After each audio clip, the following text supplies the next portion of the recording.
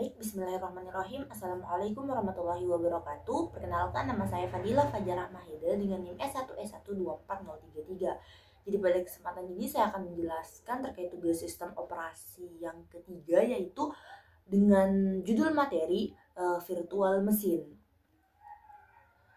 Di sini saya akan menjelaskan beberapa submateri dari virtual mesin, yaitu tentang pengertian virtual mesin, jenis-jenis, contoh-contoh virtual mesin, serta kelebihan dan kekurangannya. Baik, untuk mengetahui lebih lanjut, kita perlu tahu dulu apa sih virtual mesin itu. Jadi virtual mesin atau disingkat VM adalah perangkat lunak yang bisa meniru atau menyalin fungsi komputer fisik. Dengan kata lain, kita bisa menjalankan sistem operasi lain di dalam komputer utama kita tanpa mengubah apapun di komputer fisik. VM, virtual mesin, berjalan di atas sistem operasi utama atau biasa disebut host dan menjalankan sistem operasi lain di dalamnya atau biasa disebut GUIS. Kalau kita mau gambarkan virtual mesin ini, dia itu ibarat seperti ruangan simulasi. Misalnya begini, kita anggap komputer yang kita punya itu komputer asli merupakan rumahnya kita. Nah, di rumah tersebut perannya virtual mesin itu mendirikan tenda atau kamar dalam rumah yang bisa kita desain sesuka hatinya kita. Mau kita cat ulang, kita acak-acak, bahkan kita hancurkan, rumah asli itu bakalan tetap aman. Atau kita bisa ibaratkan seperti bermain game simulasi kehidupan. Di sana kita bisa bangun kota, kita bisa hidup sebagai karakter lain, tapi kita harus ingat kalau semuanya itu cuma simulasi. Ketika gamenya ditutup, dunia nyata tetap tidak berubah. Next slide, yaitu tentang jenis virtual mesin. Jenis-jenisnya di sini ada dua. Yang pertama adalah sistem virtual mesin. Sederhananya, sistem virtual mesin itu seperti menciptakan beberapa komputer virtual di dalam satu komputer fisik. Setiap mesin virtual ini bisa punya sistem operasinya sendiri. Misalnya satu pakai Windows, satunya lagi pakai Linux, dan semuanya bisa dijalankan secara bersamaan di satu komputer saja. Fungsinya apa? Salah satunya adalah untuk testing sistem operasi. Misalnya kita itu mau coba Ubuntu tanpa harus install langsung di laptop kita, itu bisa. Kemudian kita pengen coba software tertentu untuk hanya jalan di sistem operasi lain. Jadi VM ini sangat membantu para developer, mahasiswa, dan siapapun itu yang ingin belajar sistem operasi baru tanpa takut merusak sistem utamanya. Selanjutnya, untuk jenis yang kedua, yaitu proses virtual mesin atau biasa disebut VM proses. VM jenis ini tidak menjalankan keseluruhan sistem operasi, tapi hanya fokus untuk menjalankan satu aplikasi atau satu program tertentu di dalam lingkungan virtual. Misalnya, saat kita menjalankan program Java, sebenarnya aplikasi itu dijalankan melalui Java Virtual Machine atau JVM. JVM inilah contoh nyata dari proses VM. VM proses meniru atau menyesuaikan eksekusi program seolah-olah program tersebut berjalan di perangkat keras tertentu atau sistem operasi tertentu. Padahal nyatanya dia itu dijalankan di OS yang berbeda. Karena sifatnya seperti demikian, proses VM biasa digunakan untuk menjalankan aplikasi lintas platform, yaitu aplikasi yang bisa berjalan di berbagai jenis sistem operasi. Contohnya itu selain Java ada .NET CLR dari Microsoft yang menjalankan aplikasi Net di Windows. Jadi proses VM sangat berguna kalau kita menjalankan aplikasi yang harus kompatibel di banyak OS tanpa harus mengubah kodenya. Nah teman-teman, selanjutnya mari kita masuk di slide contoh-contoh sistem virtual mesin yang paling populer. Yang pertama di sini ada VirtualBox. VirtualBox merupakan perangkat lunak virtualisasi yang open source dan gratis. Jadi dia ini dikembangkan oleh Oracle dan aplikasi ini bisa diinstal di berbagai sistem operasi seperti Windows, Linux, dan macOS dan memungkinkan kita menjalankan beberapa sistem operasi lain secara bersamaan di atas OS utama kita. Kemudian VirtualBox ini sangat populer karena banyak yang gunakan. Itu karena yang pertama itu karena dia itu gratis dan open source. Jadi kita bisa menggunakan VirtualBox ini secara legal dan bebas biaya tanpa lisensi khusus.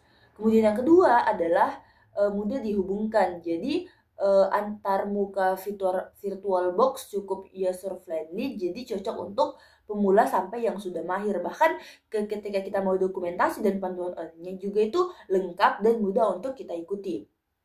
Kemudian yang ketiga yaitu kompatibel dengan banyak OS. Jadi VirtualBox ini bisa diinstal di banyak sistem. Kemudian alasan yang keempat yaitu karena ada fitur favoritnya yaitu snapshot. Yaitu memungkinkan untuk kita menyimpan kondisi sistem saat ini. Jadi kalau sedang eksperimen terus ada error, kita bisa dengan mudah kembali ke titik sebelum kesalahan terjadi seperti tombol undo.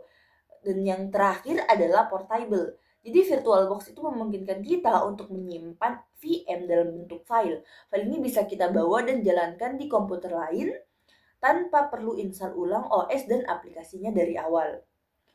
Kemudian contoh yang kedua adalah VMware Workstation atau Player. Jadi untuk VMware itu sendiri merupakan salah satu perusahaan teknologi virtualisasi terbesar di dunia. Dan jadi mereka itu menyediakan banyak produk seperti VMware Workstation, vSphere, vCenter dan juga produk-produk lainnya. Dalam konteks desktop seperti kita, produk yang umum digunakan adalah VMware Workstation dan VMware Player. VMware Player adalah versi gratis, sedangkan Workstation Pro adalah versi berbayar dengan fitur yang lebih lengkap. Sama seperti VirtualBox, VMware ini memungkinkan kita menjalankan sistem operasi lain secara virtual di atas sistem operasi utama. Tapi yang membedakan, VMware memiliki teknologi optimisasi sumber daya yang lebih canggih sehingga cocok untuk digunakan dalam skala profesional atau enterprise.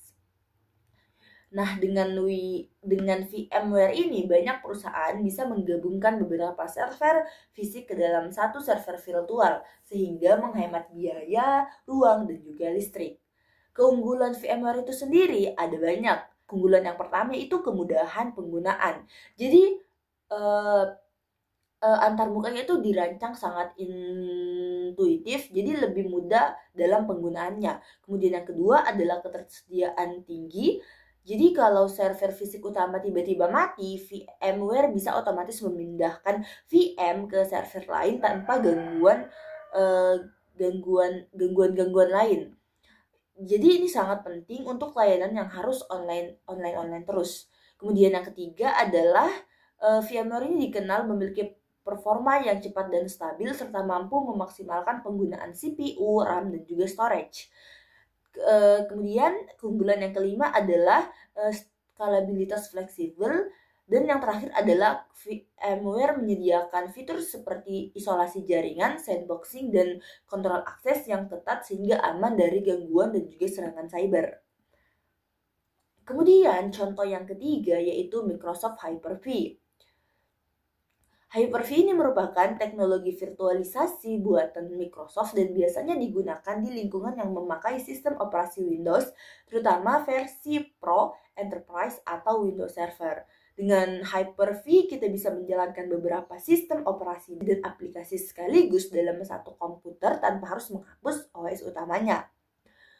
Berbeda dengan VirtualBox atau VMware yang lebih banyak digunakan di desktop, Hyper-V itu biasanya digunakan untuk skala besar seperti di perusahaan, server kampus, atau pusat data. Jadi teknologi ini memudahkan kita mengelola lingkungan virtual secara terpusat, efisien, dan juga aman. Keunggulan dari Hyper-V ini yang pertama adalah karena buatan Microsoft sendiri, jadi langsung terintegrasi dengan Windows. Jadi kita tinggal mengaktifkannya saja melalui fitur bawaan tanpa perlu install software tambahan. Kemudian keunggulan yang kedua adalah Hyper-V ini dirancang untuk memaksimalkan performance, apalagi di perangkat dengan spesifikasi tinggi. Jadi kinerjanya dia itu lebih tinggi. Keunggulan yang ketiga adalah ketersediaan tinggi. Jika server fisik utamanya mengalami gangguan, Hyper-V bisa secara otomatis memindahkan VM ke server lain agar tetap berjalan. Next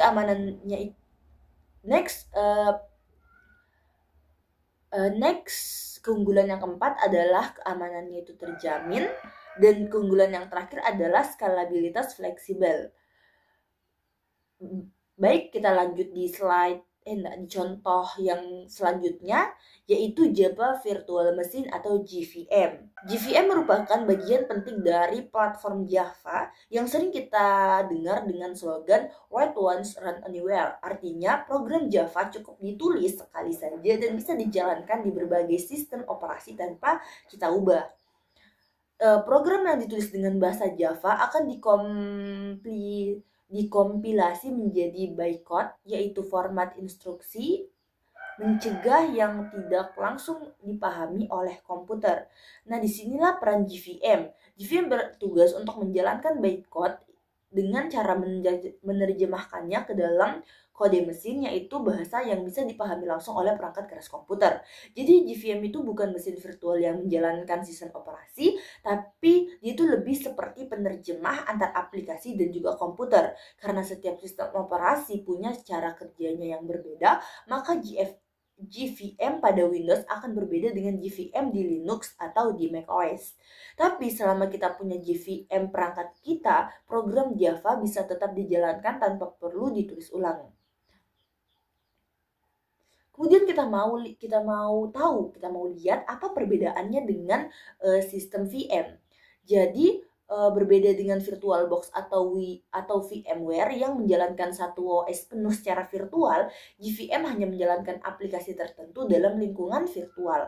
JVM tidak menggunakan hypervisor, tidak mengelola RAM atau storage virtual, dan juga tidak butuh image OS. Tapi tetap disebut virtual machine karena dia menciptakan lingkungan eksekusi virtual untuk programnya Java sendiri. Baik, contoh yang terakhir adalah QEMU atau Quake Emulator, merupakan perangkat lunak open source yang digunakan untuk emulasi dan virtualisasi dan sangat populer di kalangan pengguna Linux dan pengembang sistem. Berbeda dari VM seperti VMware atau VirtualBox, Quake Emulator tidak hanya menjalankan OS virtual tapi juga bisa meniru arsitektur prosesor lain seperti dari x86 ke ARM atau sebaliknya. QEMU banyak digunakan untuk testing sistem operasi, pengembangan kernel, dan simulasi perangkat keras. Karena kemampuannya untuk meniru berbagai arsitektur, QEMU sangat berguna bagi pengembang sistem tertanam, embedded system, atau bagi yang ingin mencoba OS eksperimental. Quake Emulator bisa digunakan di Windows, Linux, macOS, bahkan FreeBSD, dan sangat ringan serta fleksibel untuk dikonfigurasi. Untuk keunggulannya sendiri, Quake Emulator itu portabilitasnya tinggi, kompatibelnya lebih luas, performanya itu efisien, dan yang terakhir adalah modularitas. Artinya pengguna bisa menambahkan plugin atau modul sesuai kebutuhan. Jadi ini sangat cocok untuk pengembang yang butuh konfigurasi khusus. Baik, di next slide ada kelebihan virtual machine secara umum. Jadi untuk kelebihan yang pertama, dengan VM kita bisa menjalankan lebih dari satu sistem operasi di satu komputer. Misalnya kita bisa pakai Windows dan Linux secara bersamaan tanpa harus install ulang. Kelebihan yang kedua adalah virtual machine itu aman karena sistemnya terisolasi. Jadi kalau kita install aplikasi yang berbahaya di dalam VM, komputer utama kita akan tetap aman. Kelebihan yang ketiga, VM itu cocok buat testing, jadi kita bisa uji coba software, bahkan virus sekalipun tanpa takut sistem utamanya rusak. Kelebihan yang keempat adalah VM lebih fleksibel dan portable. Kita bisa Misalnya tuh kita bisa pindahkan VM ke komputer lain kayak pindahkan file biasa, jadi tidak perlu repot-repot kita setup ulang. Dan kelebihan yang terakhir adalah kita bisa lebih hemat biaya karena tidak perlu beli banyak komputer kalau kita mau pakai banyak sistem operasi. Cukup satu laptop saja kita bisa pakai beberapa OS sekaligus. Selain kelebihan, terdapat juga kekurangan atau kelemahan dari sistem dari virtual machine ini. Ya, secara umumnya, yang pertama adalah kinerjanya itu tidak secepat komputer asli karena VM dijalankan di atas sistem operasi lain, maka performanya itu pasti sangat lambat, apalagi kalau spesifikasi laptop kita itu pas-pasan. Kemudian kelemahan atau kekurangan yang kedua adalah butuh resource yang besar seperti RAM dan prosesor. Jadi kalau kita mau jalankan lebih dari satu VM, komputer kita bisa lemot atau bahkan bisa crash, berhenti mendadak. Lalu yang ketiga adalah setting awal VM bisa bikin bingung buat teman-teman yang masih baru belajar tentang OS. Karena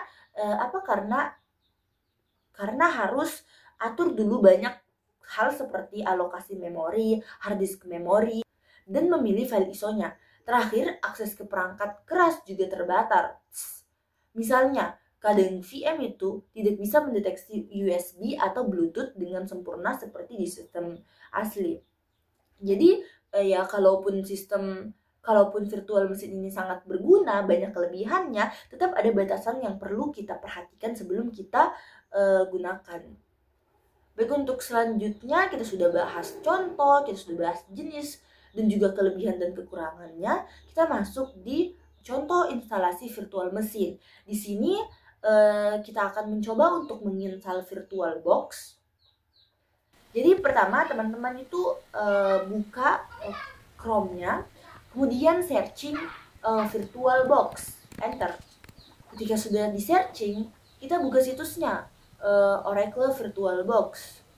Ya, ini merupakan fitur resminya, yaitu virtualbox.org. Kemudian teman-teman dapat langsung klik download dan memilih untuk di sini di kiri bawah itu ada Windows host. Di situ teman-teman langsung tekan dan menunggu proses downloadnya. Setelah pengunduhan selesai, teman-teman dapat langsung ke open file di tempat di file download. Teman-teman dapat buka software VirtualBox-nya yang sudah di-download, tekan enter, dan kita mau mulai install aplikasinya. Kemudian kita terima semua persyaratan dengan klik next saja.